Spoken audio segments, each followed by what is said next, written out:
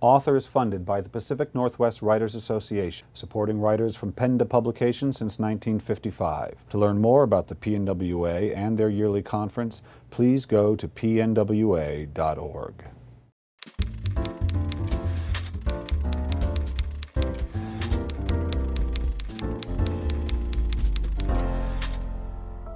So this is so interesting to me. I'm endlessly interested in that moment. Yeah. Where something says, where the author says, that's interesting. I can't get my imaginative eye off of it. And so I know how these things grow from a little seed, but what was that seed? For this book? Yeah. It started for me with the voice of the girl. And it's always a voice, right? Yeah, it's always a voice. It's great always voice. a voice. Yeah. It's always a voice, and you never know where that voice comes from. But usually, you know, I've found that with all of the books and with most of the writing that I do, that there's a voice that comes, and sometimes it's a voice of a character, as it was in this, but sometimes it's the voice of the novel itself that kind of announces itself and starts to speak to you. And for the second book, for example, for All Over Creation, it was those first kind of grandiose lines, you know. It starts with the earth, how can it not? You know, imagine the planet like a split peach whose, you know, pit forms the core, et cetera, et cetera. And so it was this kind of grandiose voice that sort of announced itself. With this, though, it was very much the voice of the character now. And I remember this very clearly. You know, it was in December of 2006. I first heard the voice, and I typed down the first lines of the book. You know, hi, my name is Now, and I'm a time being. Do you know what a time being is? If you give me a moment, I will tell you, you know. And so that was the thing that first, I think, you know, sort of, for some reason, came into my head, and then I just couldn't forget it. For me, plot is a function of character. Plot is not a series of events. Plot is the consequences of the choices the characters make. Absolutely. So when I do get stuck, when I hit that wall, what I do is look at the characters themselves, and specifically what are their desires. It's a point that I've made this point a few times recently for sort of articles on writing. An example is if say John wants to kill Joe. Okay. So John's desire is that Joe should die. Joe's desire is to live. Right. Okay? And plot is the process of discovering how far either of those characters will go to achieve their desire.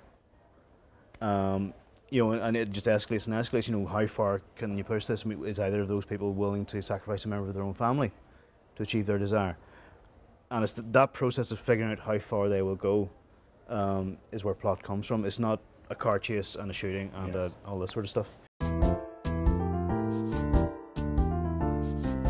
You know that you need to plan ahead. At least the kind of plots that I like to use, I have to plan ahead. On the other hand, as you have read, as time goes by and you get more experience, you know that there are certain things that you don't have to plan. There are certain things that you can just leave open because you need to have that enthusiasm when you get there, that you have, you know, there are still some decisions left that have to be made, and you're sort of excited. You know, you're getting to where you can choose whether to go left or right. So I work with an outline, but I am always willing to throw out the outline or change it to if something happens. Like when I was writing How Evan Broke His Head and Other Secrets, there was a scene where they're in a recording studio and blah, blah, blah. You know, it's just, I was writing it according to my outline, and I turn around, and in the middle of the scene, Evan, my main character, looks at the soundboard operator, who's this, you know, super hot young woman, and he falls in love with her. I'm like, oh crap, you gotta be kidding. Now, part of the yeah, plan. right? She was just like a prop, you know, she was just like someone doing this. Now, so do I say, oh, be done with her? Oh. No, I gotta bring her in, and then I have to go back. Who is she? I gotta look at my story, and I have to replot the entire thing after that, because now my guy's in love.